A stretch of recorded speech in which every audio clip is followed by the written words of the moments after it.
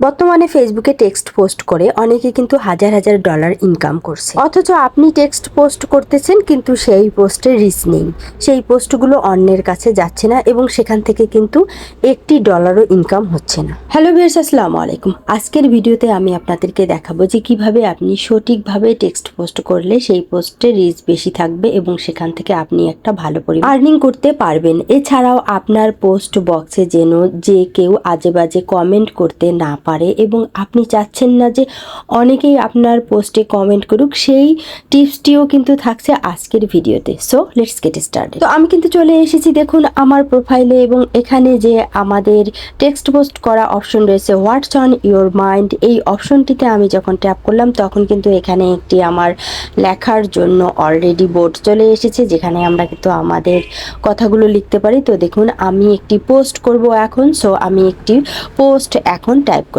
তো যেটি আপনি পোস্ট করেন না কেন, পোস্ট করার ক্ষেত্রে আপনাকে অবশ্যই মাথায় রাখতে হবে যে আপনি এমন কিছু যেন পোস্ট করেন যেটি কিন্তু আপনার ফলোয়ার বা নন ফলোয়ার যারই সামনে যাক না কেন, সে যেন 1 সেকেন্ড বা 2-3 সেকেন্ড হলেও আপনার সেই পোস্টটি দেখে এবং একটু যেন পড়ে। তো এই ধরনের কিন্তু আপনাকে একটি পোস্ট করতে হবে, যে পোস্টটি দেখে কিন্তু যে কেউ একটু পড়বে এবং জানার চেষ্টা করবে, তাহলে কিন্তু আপনার পোস্টে রিচ থাকবে। কথায় কথায় দেখুন আমি কিন্তু একটি পোস্ট লিখে ফেলেছি এবং আমার এই পোস্টে কিন্তু আমি অলরেডি ব্যাকগ্রাউন্ড যখন ইউজ করলাম তখন দেখলাম যে আসলে আমার পোস্টটি লেখা কিন্তু বড় হয়ে গেছে। সো আমি কিন্তু এই পোস্টটি এখন একটু ছোট করে নেব, যেহেতু আমি ব্যাকগ্রাউন্ড অ্যাড করব। আপনি যখন কোনো ব্যাকগ্রাউন্ড অ্যাড করবেন অবশ্যই কিন্তু আপনার পোস্টটি সেক্ষেত্রে ছোট হতে হবে, কারণ যখনই আপনি অনেক কিছু লিখে পোস্ট করবেন তখন দেখবেন যে আপনার লেখার ওয়ার্ড যদি বেশি হয়ে যায় তাহলে কিন্তু ব্যাকগ্রাউন্ড অ্যাড করার সঙ্গে সঙ্গে আপনার কিছু লেখা কিন্তু দেখবেন যে অটোমেটিক বাদ পড়ে যাবে। তাই অবশ্যই কিন্তু আপনাকে সঠিকভাবে অল্প কিছু ওয়ার্ড নিয়ে অল্প কিছু লেখা টাইপ করতে হবে। সো দেখুন আমার লেখা কিন্তু শেষ। এখন আমি আমার এই লেখাটিতে ব্যাকগ্রাউন্ড অ্যাড করব। তো নিচে দেখুন আপনারা কিন্তু ব্যাকগ্রাউন্ডের বিভিন্ন ধরনের কালারগুলো পেয়ে যাবেন, যেখানে আপনি ট্যাপ করার সঙ্গে সঙ্গে কিন্তু সেই ব্যাকগ্রাউন্ড কালারগুলো অ্যাড হবে এবং আপনি কিন্তু আপনার পছন্দ মতো কালার এখানে অ্যাড করে নিতে পারবেন। তো দেখুন আমি বেশ কয়েকটি কালার এখানে সিলেক্ট করলাম, করে দেখলাম আসলে কোন কালারটি ভালো দেখা যাচ্ছে। আমি কিন্তু এখন সেই কালারটি সিলেক্ট করে এখানে রেখে দিলাম। কিন্তু আমার সবকিছু ঠিকঠাক রয়েছে, তাই দেখুন এখানে কিন্তু পাশে টিপস লেখাটি চলে এসেছে এবং দেখুন সেটি কিন্তু গ্রিন টিক মার্ক হয়ে চলে এসেছে। তো বুঝতেই পারছেন, আপনাদের যখন কোনো পোস্টে এরকম টিপস লেখা আসবে তখন বুঝবেন যে আপনার পোস্টটি কিন্তু একদম ঠিক আছে। আসলে সব কিছু ঠিকঠাক থাকার পরেও কিন্তু আমাদের অনেক সময় সমস্যা হয়। তো দেখুন এরপর আমি নেক্সটে ট্যাপ করলাম। এখন দেখুন পোস্ট অডিয়েন্স, এটি কিন্তু আমার পাবলিক করা আছে। তো অবশ্যই এটি কিন্তু আপনাকে পাবলিক করতে হবে।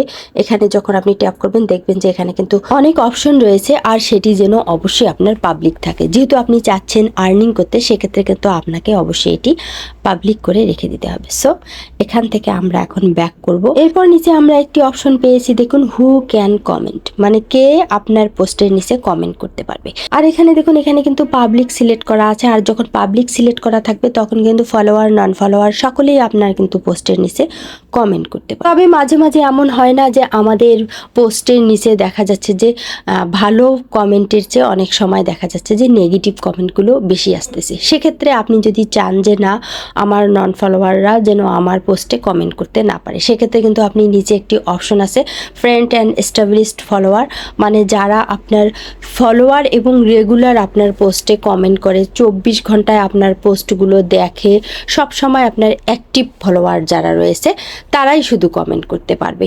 সেক্ষেত্রে কিন্তু আপনি দ্বিতীয় অপশনটি সিলেক্ট করে দিতে পারেন। আর এরপর যে অপশনটি রয়েছে ফ্রেন্ডস অফ ফ্রেন্ডস, মানে আপনার ফ্রেন্ডস এবং তার ফ্রেন্ডস যারা রয়েছে তারাই শুধুমাত্র, মানে আপনার ফলোয়াররা শুধুমাত্র কিন্তু আপনার এখানে কমেন্ট করতে পারবে, এই তৃতীয় অপশনটি সিলেক্ট করে দিলে।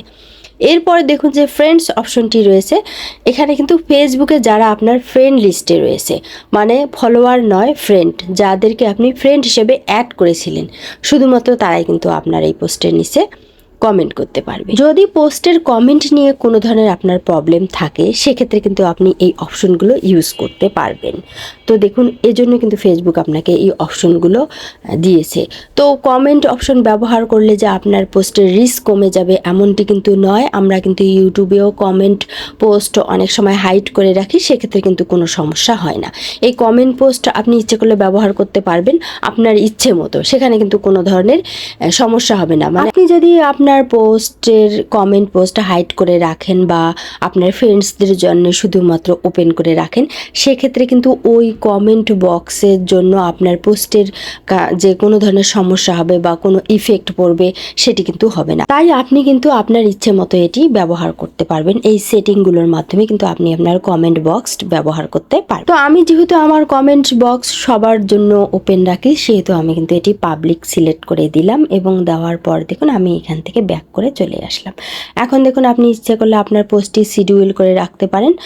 এরপর দেখুন শেয়ার টু স্টোরি, এটি আপনার অন আছে কি না এটি অবশ্যই আপনি খেয়াল করবেন, কেননা আপনার স্টোরি যেন অন থাকে এদিকে অবশ্যই কিন্তু আপনাকে খেয়াল রাখতে হবে, কেননা স্টোরি থেকে কিন্তু পোস্টে অনেক অনেক বেশি ভিউজ চলে আসে। এছাড়া আপনি ফেসবুক গ্রুপে শেয়ার করতে পারেন। এগুলো আসলে পূর্বের ভিডিওতে আমি অনেক আপনাদেরকে দেখিয়েছি, তাই নতুন করে দেখাবো না। এখানে আরেকটি অপশন আছে মনিটাইজেশন।